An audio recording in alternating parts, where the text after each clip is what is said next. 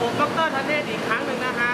วันนี้เนี่ยเสียงจะดังนิดนึงเพราะว่าเรากำลังทดสอบปีกเครื่องบินอยู่นะฮะที่อุโมงค์ลม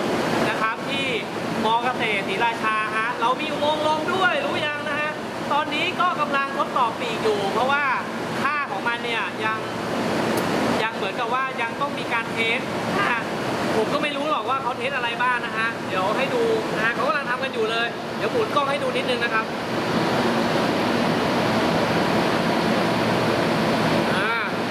โอเคพอแล้ว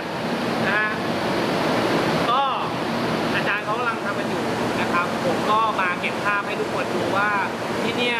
มีการเปลี่ยนแปลงนะครับเรามีการสร้างเครื่องบินนะฮะตอนนี้อยู่ในช่วงของการทดลองอยู่ว่า